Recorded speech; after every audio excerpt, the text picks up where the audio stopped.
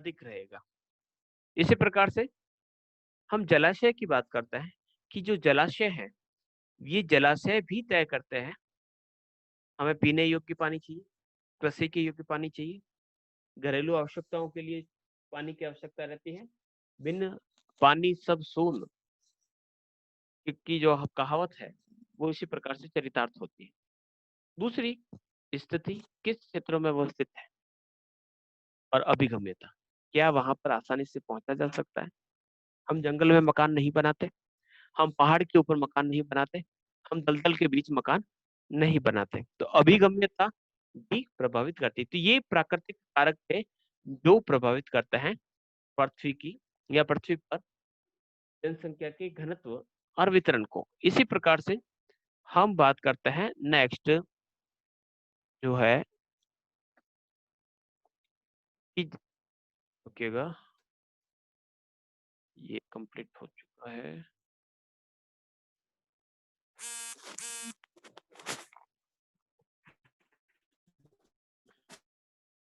One by one मानवीय कारकों की बात करते हैं कि कौन कौन से मानवीय कारक हैं जो प्रभावित करते हैं। ये भी शायद करवा दिया था मैंने। मानवीय कारक, आर्थिक कारक, सामाजिक एवं सांस्कृतिक कारक, राजनीतिक कारक और जनांकीय कारक, ये चारों ही कारक हमने कल की क्लास में डिस्कस कर दिया था, और वर्ल्ड पॉपुलेशन का किस प्रकार का डिस्ट्रीब्यूशन है इसको भी समझ दिया था। यहाँ तक हमने पिछली कक्षा में पढ़ दिया है। अब हम पढ़ते हैं कि विश्व में जनसंख्या वितरण के जो प्रारूप को देखें तो हमें काफी विषमतापूर्ण वितरण देखने को मिलेगा। तो इस प्रकार से 4 क्षेत्र यहाँ पर देखने को मिल सकते हैं जहाँ पर जनसंख्या का वितरण आपको अलग अलग प्रकार का देखने को मिलता है। तो कुछ अधिक जनसंख्या वाले हो सकते हैं, कुछ मध्यम, कुछ कम जनसंख्या के, और कुछ ऐसे क्षेत्र हो सकते हैं जो निर्जन प्राय हैं जहां पर किसी प्रकार के मनुष्य निवास नहीं कर सकते। तो इस प्रकार से अगर वर्ल्ड पॉपुलेशन की बात करें तो कंट्रीज की बात करें तो टॉप जो कंट्रीज है जिसमें पॉपुलेशन पाई जाती है सबसे अधिक वो चाइना, चाइना के बाद भारत का स्थान है, भारत के बाद यूनाइटेड स्टेट ऑफ अमेरिका, फिर इंडोनेशिया, फिर ब्राजील, पाकिस्तान, बांग्लादेश, इस प्रकार से ये वर्गीकरण पाया जाता है। तो यहाँ पर आपके सामने 10 ऐसी कंट्रीज हैं जो विश्व की लगभग 60% जनसंख्या को संजो के रखे हुए। इसमें से अगर हम बात करें कि ये जितनी भी जो पॉपुलेशन है इसमें देखिए आपको सदर्न हेमिस्फीयर में आपको कोई राष्ट्र देखने को नहीं मिलता है। जितने भी राष्ट्र आपको देखने को मिल रहे हैं यहाँ पर आपके सामने, एक ब्राजील को छोड़ दीजिएगा, ब्राजील का छोड़ दें तो बाकी के 2.8% काफी मायने नहीं रखता। तो ये जो परसेंटेज है तो ये देखें तो काफी अधिक मात्रा में नदर्न हेमिस्फीयर या उत्तरी गोलार्ध के अंतर्गत आपकी जनसंख्या अधिक पाई जाती है, दक्षिण गोलार्ध में कम पाई जाती है। दूसरा कि यहाँ पर हम बात कर रहे हैं कि एशिया एशिया की जनसंख्या की बात करें तो परसेंटेज को अगर काउंट करते हैं तो देखिए China, China, India, Indonesia, Pakistan, Brazil, Japan, ये ठीक है। तो ये सब क्षेत्र अगर हम काउंट करें तो विश्व की लगभग अधिकांश जो जनसंख्या कह सकते हैं एशिया में रहती है। प्रजातियों वाले चैप्टर में भी हमने पढ़ा है कि मध्य एशिया ही सभी प्रजातियों का या विभिन्न जनजातियों का या मानव सभ्यता का जन्म स्थान उसे माना जाता है। यहाँ तक कंप्लीट हो गया। अब हम वन बाय वन साइज मैंने अधिक जनसंख्या के क्षेत्रों में इसकी बात कर ली थी। अधिक जनसंख्या वाले क्षेत्रों की अगर बात करें तो दक्षिणी एशिया की मैं बात करें तो दक्षिणी एशिया में अधिक जनसंख्या वाले क्षेत्र, जनसंख्या वाला जो चैप्टर है पूरा का पूरा फैक्ट और आंकड़ों पर आधारित है। तो यहाँ पर केवल आपको इन नामों को रटना ही है। रटने की अपेक्षा मैंने मैप रखा है इस क्लास में ताकि आप समझ पाए कि जनसंख्या का जमावड़ा वहां पर क्यों है और इसके पीछे क्या कारण हो सकते हैं। तो वो आपको थोड़ा सा ध्यान में रखना है कि क्या कारण है कि वहां पर जनसंख्या अधिक पाई जाती है। तो सबसे अधिक जनसंख्या वाले क्षेत्रों में अगर बात करें तो हमने सबसे पहले लिया कि दक्षिणी एशिया की बात कर लेते हैं। दक्षिणी दक्षिणी पूर्वी और पूर्वी इन तीनों एशिया के क्षेत्रों की बात करें। सबसे पहले हम दक्षिणी एशिया की बात करें तो दक्षिणी एशिया के अंतर्गत हमारे कौन कौन से राष्ट्र आते हैं। तो दक्षिणी एशिया के अंतर्गत भारत आता है, बांग्लादेश आता है, पाकिस्तान आता है और श्रीलंका आता है। ठीक है, तो ये क्षेत्र है यहाँ पर जनसंख्या अधिक पाई जाती है। तो हम इसको अगर देखें तो इसे हम मानसून एशिया कहते हैं। मानसून एशिया कहते हैं। मानसून एशिया की बात करें तो मानसून एशिया के इस भाग में जहां पर भारत, बांग्लादेश, श्रीलंका जैसे जो क्षेत्र पाए जाते हैं, तो इसके पीछे यहाँ पर जनसंख्या अधिक पाई जाती है, तो उसके पीछे कारण क्या है? तो अगर हम देखें तो यहाँ पर लगभग विश्व की लगभग 127 या 150 करोड़ जनसंख्या का निवास यहाँ पर पाया जाता है। ठीक है, तो लगभग विश्व की 18% जनसंख्या कहा जाए तो भारत में निवास करती है। तो इसमें से भारत के अलावा पाकिस्तान और बांग्लादेश की बात करें तो वहां पर 15 करोड़ से भी अधिक जनसंख्या देखने को मिलती है। इसी प्रकार से श्रीलंका में भी 2 करोड़ की जनसंख्या देखने को मिलती है। तो ये जो क्षेत्र है, यहाँ पर उष्ण एवं उपोष्ण कटिबंधीय जलवायु पाई जाती है। ठीक है, जलवायु की बात करते हैं तो जलवायु भी काफी कठोर नहीं है। इसके अलावा यहाँ पर ग्रीष्म ऋतु में पर्याप्त वर्षा होती है।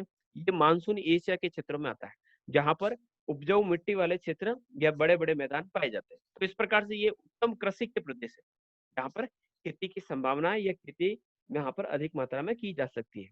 ठीक है, उसके अलावा यहाँ पर ऊंचे ऊंचे से पर्वत पाए जाते हैं, जिसमें से साल भर नदियां निकलती रहती हैं और उसमें से पानी बहता रहता है। उन पानी का प्रयोग सिंचाई के कार्यों में किया जा सकता है। ठीक है, इस प्रकार अगर देखें तो लगभग लगभग एशिया के सभी क्षेत्रों में कृषि प्रधान क्षेत्र देखने को मिलते हैं। अधिकांश जो जनसंख्या यहाँ की पाई जाती है वो गांवों में देखने को मिलती है।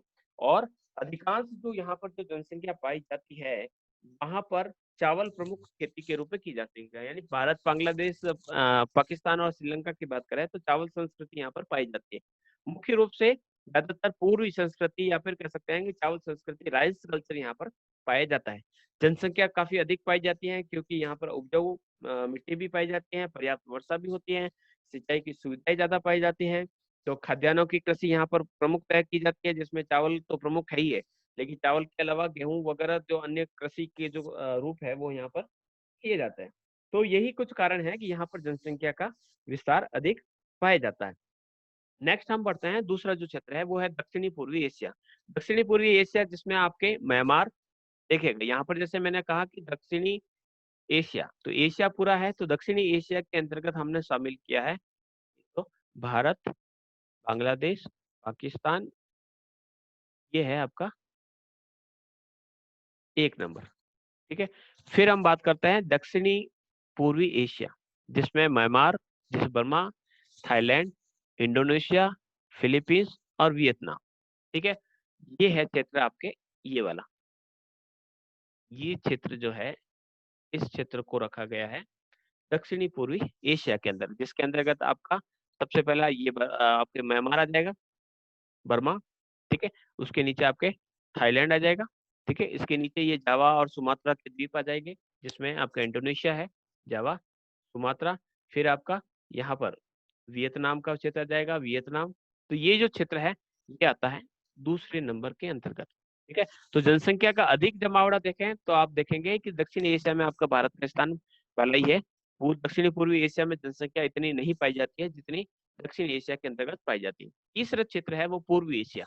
पूर्वी एशिया के अंतर्गत जो क्षेत्र शामिल किए जाते हैं, तो उन क्षेत्रों में अगर देखेंगे तो तीसरा नंबर का जो है वो है आपका चाइना, जापान और कोरिया। ये है आपका यहाँ पर कोरिया। ठीक है, ये है आपका चीन और ये है जापान। तो ये तीसरा क्षेत्र है जहां पर जनसंख्या के अधिक जमावड़े देखने को मिलते हैं, यानी विश्व की अधिकांश जनसंख्या यहाँ पर देखने को मिलती है। तो 3 प्रमुख क्षेत्र हैं जो विश्व की अधिकांश जनसंख्या यहाँ पर देखने को मिलती है। उसके पीछे कारण क्या है कि यहाँ पर रोजगार की संभावनाएं हैं और उपनिवेश, विदेशी उपनिवेश क्षेत्र थे जहाँ पर उद्योग धंधों का भी विकास विकास हो चुका था।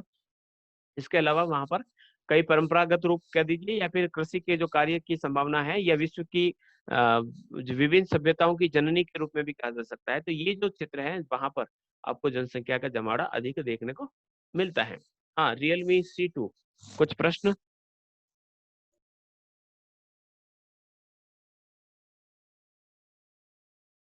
साथ इन क्षेत्रों में आपको वहां पर शिक्षा, स्वास्थ्य और चिकित्सा की बेहतर सुविधाएं मिलेगी।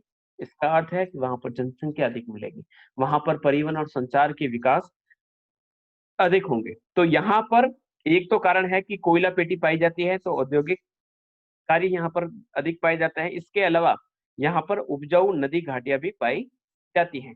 तो उपजाऊ नदी घाटियां पाए जाने के कारण यहाँ पर कृषि कार्य भी अच्छी मात्रा में हो जाता है। इसके अलावा लौह इस्पात उद्योग, इंजीनियरिंग उद्योग, कपड़े बनाने के उद्योग, दवाएं बनाने के उद्योग, मशीनरी बनाने के कारखाने, रासायनिक वस्तुएं बनाने, विद्युत उपकरण इत्यादि जो विनिर्माण जो क्षेत्र है वो यहाँ पर पाए जाते हैं। ठीक है, तो यूरोप का ये जो क्षेत्र होता है उसमें जनसंख्या की सघनता मिलती है, इसलिए इसे यूरोपियन जनसंख्या का अक्ष, एक्सिस ऑफ यूरोपियन पॉपुलेशन भी कहा जाता है। अगर हम बात करें कि यूरोपियन जनसमूह है तो उसकी जो 70% से अधिक जो जनसंख्या है वो नगरों में निवास करती है, गांव वहां पर कम पाए जाते हैं। 30% जो लोग हैं वो गांव में निवास करते हैं, बाकी सभी वहां पर शहरों में निवास करते हैं। और वहां पर ये जो लोग हैं विनिर्माण उद्योग यानी मैन्युफैक्चरिंग इंडस्ट्रीज, व्यापार, यातायात या दूसरे नगरीय कार्यों में लगे हुए रहते हैं। यहाँ की जनसंख्या का जो प्रमुख जो स्रोत है वो द्वितीयक, तृतीयक और चतुर्थक है। यहाँ पर प्राथमिक क्रियाएं कम की जाती है, यानी प्राथमिक क्रियाओं के अंतर्गत हम किसे शामिल करते हैं? प्राथमिक क्रियाओं के अंतर्गत हम उसमें कृषि कार्य, खनन कार्य, लकड़ी काटना, मछली पकड़ना, ये कार्य यहाँ पर कम किए जाते हैं। प्रोसेसिंग यूनिट्स यहाँ पर अधिक मिलती है, मैन्युफैक्चरिंग यूनिट ज्यादा मिलती है। ये विदेशों से माल का आयात करते हैं और मशीनों की सहायता से उसे प्रोसेस करते हैं। इसके अलावा यूरोपियन देशों की बात करें तो यहाँ पर जन्म दर और मृत्यु दर अपने निम्नतम स्तर पर, यानी लोग नए बच्चों का जन्म नहीं हो रहा है और जो पुराने लोग हैं वो भी मर नहीं रहे। तो स्थिति क्या है कि यूरोपियन देशों की अगर बात करें कि आने वाले समय में क्या स्थिति रहेगी, तो आने वाले समय में आप देखिए कि नए बच्चों का जन्म नहीं हो रहा है, पुराने जो बूढ़े लोग हैं वो भी नहीं मर रहे। तो आने वाले समय में क्या होगा कि वहां पर कार्यशील जनसंख्या का परसेंटेज कम रहेगा, कि आने वाले समय में वहां पर प्रोडक्शन का कार्य कौन करेगा जब युवा वर्ग नहीं रहेगा। यानी किसी देश में अगर युवा वर्ग की अधिकता है तो वहां पर हम ये अनुमान लगा सकते हैं कि आने वाले समय में ये काफी ग्रोथ करेगा। अगर वहां पर बूढ़े लोगों की अधिकता है, इसका अर्थ है कि आने वाले समय में ये धीरे धीरे गर्त की तरफ जाएगा, इसका प्रोडक्शन रुक जाएगा, इसका विकास नहीं होगा, क्योंकि बूढ़े लोग किसी प्रकार की कार्य करने में सक्षम नहीं होते। तो यहाँ पर जन्म दर और मृत्यु दर का जो अंतर है वो बहुत कम रह गया है और जनसंख्या बहुत धीमी गति से यहाँ पर बढ़ रही है और जनसंख्या अभी यहाँ पर स्थिर है। तो आने वाले समय में अभी अधिक जनसंख्या वाले क्षेत्र हैं, लेकिन जनसंख्या की जो नेचुरल जो ग्रोथ रेट है, नेचुरल ग्रोथ के अंतर्गत हम उसको जन्म दर और मृत्यु दर को शामिल करते हैं। तो जन्म दर और मृत्यु दर यहाँ पर दोनों ही कम पाई जाती है। तो अभी अधिक जनसंख्या का क्षेत्र है, यानी यहाँ पर माइग्रेशन अधिक हुआ है। तीसरा जो क्षेत्र है वो है अधिक जनसंख्या वाला, वो है उत्तरी पूर्वी नॉर्थ अमेरिका। देखिए उत्तरी पूर्वी नॉर्थ अमेरिका में देखिए कि ये जो डॉट है ये डॉट मेथड कहलाता है। डॉट मेथड के ऊपर का हिस्सा, ये जो हिस्सा है ऊपर वाला, ये तो कहलाता है आपका कनाडा। ये है कनाडा, ठीक है। कनाडा के नीचे ये है आपका यूनाइटेड स्टेट। अब यूनाइटेड स्टेट में आप देखें कि विश्व इसकी अधिकांश जनसंख्या कहाँ पर निवास कर रही है। ये है आपके finger lakes, Superior, Michigan, Huron, Huron के बाद यहाँ पर है ईरी और ईरी के बाद है ओंटारियो। याद रख लीजिएगा, सुपीरियर, मिशिगन, ह्यूरन, ईरी और ऑन्टेरियो। इसके ठीक नीचे के क्षेत्र में ये जितने डॉट आपको ज्यादा दिख रहे हैं, रेडनेस ज्यादा नजर आ रही है, यानी यहाँ पर जनसंख्या आपको बहुत अधिक देखने को मिलती है। तो इस क्षेत्र के अंतर्गत जिसमें हमने उत्तरी पूर्वी नॉर्थ अमेरिका को लिया है, तो ये यूरोपियन जनसमूह जो है वो उसकी तुलना में तो कम है, क्योंकि यहाँ पर जितनी भी जनसंख्या है इसको न्यू वर्ल्ड कहा जाता है, नई दुनिया, क्योंकि यूरोप के लोगों ने इसे खोजा था। तो यूरोप के लोग यहाँ पर आकर बसे और यहाँ की इंडस्ट्रीज को डेवलप किया, लेकिन यूरोप की तुलना में यहाँ पर जनसंख्या कम पाई जाती है। यहाँ पर संयुक्त राज्य अमेरिका तथा कनाडा को हम शामिल करते हैं। यह विश्व का सबसे बड़ा आवासित क्षेत्र है, यानी विश्व में सबसे ज्यादा जो रहवासी जो क्षेत्र है वो यही क्षेत्र माना जाता है। और यहाँ की लगभग 90% जो जनसंख्या है वो यूरोपियन मुल्क की, यानी वो कहाँ से उठकर आए हैं, वो यूरोप से उठकर आए और यहाँ पर रहते हैं। जब जनसंख्या का प्रवास, यहाँ पर जनसंख्या क्यों बढ़ी, यूरोपियन लोगों ने यहाँ पर प्रवास किया। तो 18वीं शताब्दी से लेकर 20वीं शताब्दी के बीच का जो समय था, तो उस समय great Britain, Germany, France, Italy, Ireland से भारी मात्रा में लोग यहाँ पर आकर बस गए। ठीक है, ज्यादातर ये लोग तटवर्ती क्षेत्रों में बसे। तटवर्ती क्षेत्रों में क्यों बसे? देखिए कि यहाँ से जहाज आए थे इस तरफ, इस दिशा में है आपका यूरोप। मैप से आपको थोड़ा सा वापिस, ये है आपका मैप, तो यूरोप। अब ज्यादातर लोग, मैंने कहा कि आपके यहाँ पर बस गए, इसके पीछे कारण क्या रहे कि यहाँ से लोग सीधे मूव करके यहाँ आए, ये यूरोपियन। और यहाँ से विश्व का सबसे ज्यादा व्यस्ततम जल मार्ग के रूप में माना जाता है उत्तरी अटलांटिक का ये जल क्षेत्र, ये क्षेत्र। तो यहाँ से यूरोप से लोग यहाँ पर बस गए, और कहाँ बसे? तट के आसपास के क्षेत्रों में बस गए कि ज्यादा दूर कौन जाएगा यहाँ पर, तो यहाँ पर आए। और ज्यादातर ये जो लोग, मैं जिसके बारे में बात कर रहा हूँ, तो ये जो लोग हैं वो बसे कहाँ पर? इस महान जिलों के पास में। महान जिले कौन सी है? सबसे पहले है सुपीरियर, सुपीरियर, सुपीरियर के नीचे मिशिगन, मिशिगन के बाद ह्यूरन, ह्यूरन के ठीक नीचे यहाँ पर है इरी, ये रहा इरी। और इरी के ठीक पास में है यहाँ पर ओंटेरियो। ये झीलें आपस में नहरों द्वारा जुड़ी हुई है। ये देखिए यहाँ पर नहर जारी, और इस नहर के माध्यम से यहाँ पर ये जुड़ी हुई है।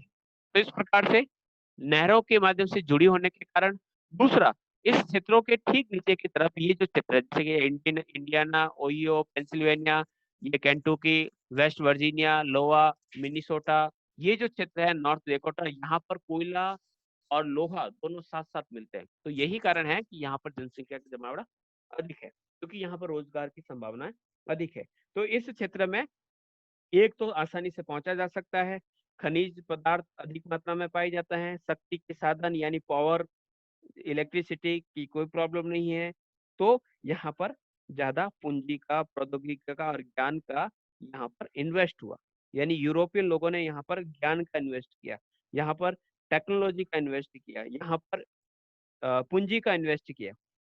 यही कारण है कि यहाँ पर अधिक जनसंख्या पाई जाती है, अधिक खनन कार्य होता है, परिवहन, व्यापार, जैसी जो द्वितीयक और तृतीयक जो कार्य होते हैं वो यहाँ पर ज्यादा संचालित होते हैं। तो ये पूरा दूसरा क्षेत्र है जहाँ पर अधिक जनसंख्या पाई जाती है। तो हमने अभी तक तीसरा क्षेत्र पढ़ा है। तो अधिक जनसंख्या वाले विश्व में तीन क्षेत्र पाए जाते हैं। एक जो क्षेत्र है वो दक्षिणी पूर्वी एशिया की बात की, दूसरा जो क्षेत्र था वो उत्तरी पश्चिमी और मध्यवर्ती यूरोप की बात की, और तीसरा जो अधिक जनसंख्या वाला क्षेत्र है वो उत्तरी पूर्वी अमेरिका। तो ये तीन जो क्षेत्र हैं वो अधिक जनसंख्या वाले क्षेत्र हैं। नेक्स्ट बढ़ते हैं आगे। यहाँ तक क्लियर है? किसी को कोई डाउट हो तो हाथ खड़ा कीजिए। कईयों के हाथ खड़े हुए थे, अब बोलिए। चलिए बढ़ते हैं नेक्स्ट स्लाइड पे। ये है मध्यम जनसंख्या वाले क्षेत्र, यानी moderately populated areas. Moderate moderately populated area का अर्थ होता है जहां पर जनसंख्या न तो अधिक पाई जाती है और न ही वहां पर कम पाई जाती है। तो विश्व के वे क्षेत्र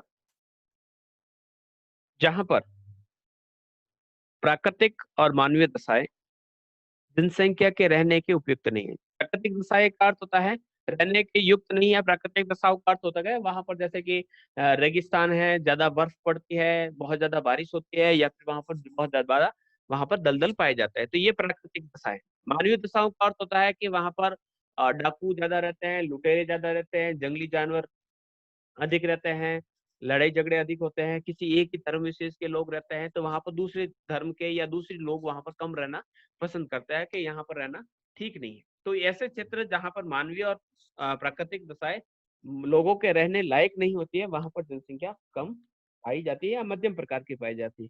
तो ऐसे क्षेत्रों की अगर आप बात करें, तो एशिया की बात करें सबसे पहले, तो एशिया में भूमध्य सागर के पूर्व में स्थित, एशिया में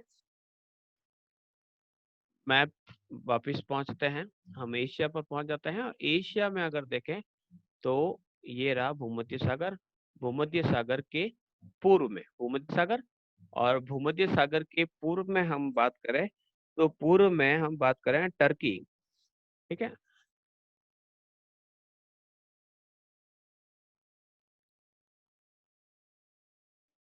टर्की, इजराइल, सीरिया, जॉर्डन और लेबनान। इजराइल, जॉर्डन,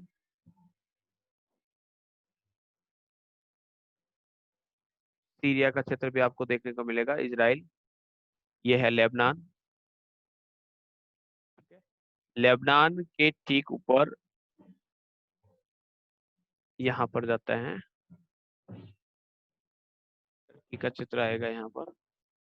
तो ये जो क्षेत्र है, इन क्षेत्रों में आप देखेंगे कि यहाँ पर जनसंख्या मध्यम पाई जाती है, यानी अधिक जनसंख्या ना तो अधिक पाई जाती है और न ही यहाँ पर जनसंख्या आपको कम देखने को मिलती है, यानी मध्यम प्रकार के यहाँ पर जनसंख्या देखने को।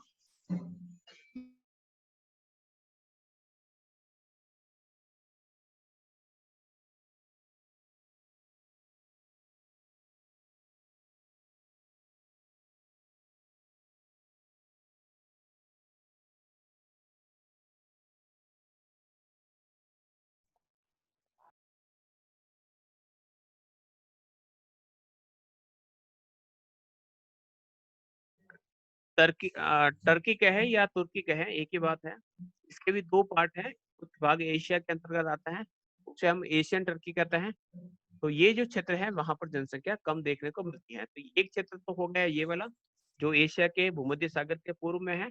दूसरा जो क्षेत्र है वो दक्षिणी यूरोप की बात करें तो भूमध्य सागर के पास के क्षेत्रों में। तो भूमध्य सागर के पास के क्षेत्रों की अगर बात करें तो वहां पर के क्षेत्रों में जनसंख्या का वितरण कम पाया जाता है। इसके अलावा तीसरा जो क्षेत्र है दक्षिणी पूर्वी यूरोप या पूर्वी यूरोप की बात करें, जिसमें रूस एवं यूक्रेन के जो क्षेत्र होते हैं वहां पर भी जनसंख्या कम पाई जाती है।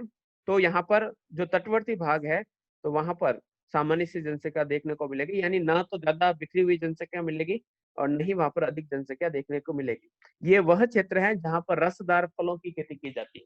भूमध्य सागरीय जो जलवायु पाई जाती है वहां पर रसदार खट्टे फलों की खेती ज्यादा की जाती है और अधिकांश जो लोग होते हैं या फिर कृषि या पशुपालन के क्षेत्र में लगे रहते हैं। उद्योग धंधों का यहाँ विकास कम हो रखा है, पशुपालन ठीक ढंग पर चल जाता है, लेकिन कृषि और उद्योग धंधे दोनों ही विकसित नहीं रहते हैं। क्योंकि अगर इन क्षेत्रों की अगर बात करें तो आप देखेंगे कि पूरा का पूरा क्षेत्र है पठारी क्षेत्र, देखिएगा जहाँ पर ग्रीनरी एरिया बिल्कुल भी देखने को नहीं मिलता है। तो ये जो क्षेत्र है आपके जेरूसलम वगैरह, मक्का मदीना का जो आसपास का क्षेत्र, यहाँ पर जनसंख्या आपको कम देखने को मिलती है, मध्यम जनसंख्या का। नेक्स्ट क्षेत्र है उत्तरी अमेरिका का मध्य पूर्वी क्षेत्र, जो मिसिसिपी जो नदी है उस मिसिसिपी और मिसौरी नदियों का जो पश्चिमी भाग, मिसिसिपी और मिसौरी जो दोनों नदियां हैं वो अमेरिका की प्रमुख बड़ी बड़ी नदियों के अंतर्गत आते हैं। तो हम उत्तरी अमेरिका का मध्य पूर्वी भाग की बात करें यहाँ पर, ठीक है। तो यहाँ पर मिसिसिपी और मिसौरी नदियां बहती हैं। इस मिसिसिपी मिसौरी नदी की बात करें तो आसपास के क्षेत्रों में करें, ये देखिए ये मिसिसिपी। तो इन क्षेत्रों के अंतर्गत आपको जनसंख्या का जो जमावड़ा है वो कम देखने को या मध्यम प्रकार का देखने को मिलेगा। यहाँ की बात करें तो यहाँ पर बड़े बड़े कृषि फार्मों पर कृषि की जाती है, क्षेत्र काफी अधिक है लेकिन जनसंख्या कम पाई जाती है, यानी फार्म स्टेट यहाँ पर पाए जाते हैं, जनसंख्या काफी बिखरी हुई मात्रा में पाई जाती है।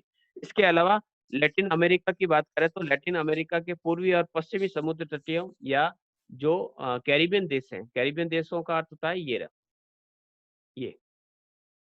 इन कैरिबियन देशों में यहाँ पर भी आपको जनसंख्या का जमावड़ा कम देखने को मिलेगा या मध्यम प्रकार का जनसंख्या देखने को मिलेगा।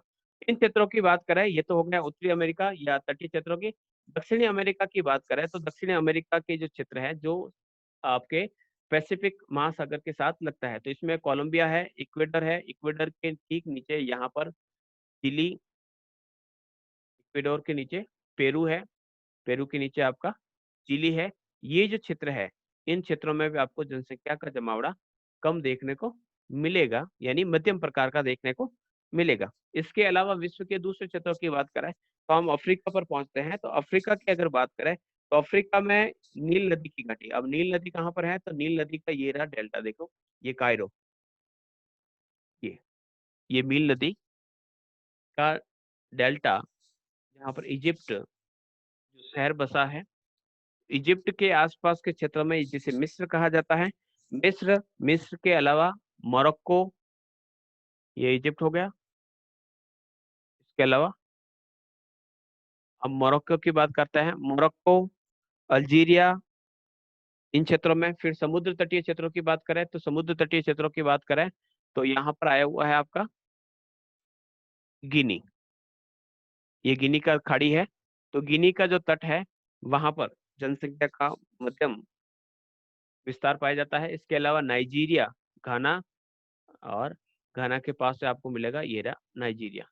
यहाँ पर भी जनसंख्या मध्यम प्रकार की देखने को मिलती है। तो ये कुछ क्षेत्र है वहां पर जनसंख्या अधिक पाई जाती है। अगर आपको अधिक जनसंख्या वाले क्षेत्र याद रह जाते हैं तो आप मध्यम जनसंख्या वाले क्षेत्रों को आसानी से अलग कर सकते हैं, क्योंकि बिल्कुल कम जनसंख्या वाले क्षेत्र वो होंगे जो रेगिस्तानी क्षेत्र होंगे, जहां पर जंगल होंगे या फिर जहां पर बर्फ होंगे। तो आपको 3 प्रकार से इसको डिवाइड किया या 4 प्रकार से इसको विभाजित किया जा सकता है। इसके अलावा कौन कौन से क्षेत्र हैं, तो हमने ब्राजील के बारे में की, Colombia, Ecuador, Chile, Peru, Argentina और पराग्वे। ये जो क्षेत्र है ब्राजील में जनसंख्या अधिक पाई जाती है, लेकिन यहाँ पर केवल तटीय भागों की बात कर रहे हैं। तो तटीय भाग जो है यानी सागर सागर जो तट है उसके आसपास के क्षेत्रों में जनसंख्या कम देखने को मिलती है। इसी प्रकार से मिस्र, मोरक्को, अल्जीरिया, गिनी और नाइजीरिया, ये अफ्रीका के जो क्षेत्र हैं जहां पर जनसंख्या आपको कम देखने को मिलती है। ऑस्ट्रेलिया की बात करें, ऑस्ट्रेलिया का दक्षिणी पूर्वी भाग, ऑस्ट्रेलिया की अगर बात करें तो ऑस्ट्रेलिया का दक्षिणी पूर्वी भाग जो है वहां पर आपको मध्यम जनसंख्या देखने को मिलती है, क्योंकि ऑस्ट्रेलिया का ये जो तट है, ये वाला भाग, ये तो पूरा का पूरा खाली है, यहाँ पर ग्रेट ऑस्ट्रेलियन डेजर्ट पाया जाता है। दक्षिणी पूर्वी भाग में यहाँ पर जनसंख्या आपको मध्यम प्रकार की देखने को मिलती है। इसके बाद में इसके ठीक नीचे यहाँ पर आया जाता है आपका न्यूजीलैंड, न्यूजीलैंड की राजधानी वेलिंगटन। तो ये जो न्यूजीलैंड है, इस न्यूजीलैंड में आपको जनसंख्या का जमावड़ा मध्यम प्रकार का देखने को मिलता है। तो ये मध्यम जनसंख्या वाले क्षेत्र है। नेक्स्ट है निर्जन या बिना बसे हुए क्षेत्र, उसको कहा जाता है नॉन एक्यूमेन। एक्यूमेन और नॉन एक्यूमेन क्षेत्र है, टिवारसा नाम के व्यक्ति हैं, उन्होंने ये नामकरण किया। एक्यूमेन यानी रहने का स्थान, नॉन एक्यूमेन जहां पर कोई नहीं रहता। ठीक है, तो टिवारसा ने ये वर्गीकरण किया। तो इस वर्गीकरण के आधार पर हम पहले मध्यम हो गया एकदम, पहले इसको पढ़ लेते हैं। तो निर्जन जनसंख्या वाले जो क्षेत्र हैं, इसके अलावा एक अल्प जनसंख्या वाले क्षेत्र है, उसको हम कल देखेंगे। इसको तो आप क्लियर कर लेता है कि पृथ्वी का लगभग आधा भाग जो है, यानी जो स्थलीय भाग है उसका लगभग आधा भाग है, उसमें जनसंख्या बहुत कम रहती है। इनको हम 4 भागों में डिवाइड कर सकते हैं। एक तो ऐसे क्षेत्र जो काफी ठंड है, बहुत ज्यादा ठंडे हैं, वेरी कोल्ड रीजन्स, वहां पर जनसंख्या बिल्कुल भी नहीं मिलेगी। एक ऐसे क्षेत्र जो काफी शुष्क हैं, वहां पर वेरी ड्राई रीजन्स हैं, वहां पर आपको जनसंख्या देखने को नहीं मिलेगी। एक ऐसे क्षेत्र जो अति उष्ण आर्द्र है, वहां पर गर्मी भी अधिक पड़ती है और उमस भी अधिक रहता है, very hot and humid areas, वहां पर भी आपको जनसंख्या कम देखने को मिलेगी। और चौथा क्षेत्र है उच्च पर्वतीय प्रदेश, जो ऊंचे ऊंचे पर्वतीय क्षेत्र है, वहां पर भी आपको जनसंख्या का जमावड़ा कम देखने को मिलेगा। तो इस प्रकार से ये विभिन्न जो क्षेत्र है वहां पर आपको जनसंख्या का जमावड़ा कम देखने को मिलता है। ठीक है, तो ये आपके अलग अलग क्षेत्र हैं। तो इनको मध्यम उच्च इसको इस प्रकार से बांट सकते हैं। वापस स्लाइड चला देता हूं मैं, क्लास खत्म हो जाएगी, आप अटेंडेंस भर दीजिएगा। जनसंख्या क्या विशेषताएं हैं, कारक, प्राकृतिक, मानवीय, जनसंख्या वितरण के 4 भाग, अधिक जनसंख्या वाले क्षेत्र, अधिक जनसंख्या वाले, मध्यम और बिना बसे हुए क्षेत्र। ये आपकी जनसंख्या को प्रभावित या जनसंख्या का जो वितरण है वो किस प्रकार से अलग अलग क्षेत्रों के अंतर्गत पाया जाता है। यहाँ तक क्लियर हो गया। अतिशीत ये जो क्षेत्र है इसको हम डिटेल में पढ़ेंगे नेक्स्ट क्लास में।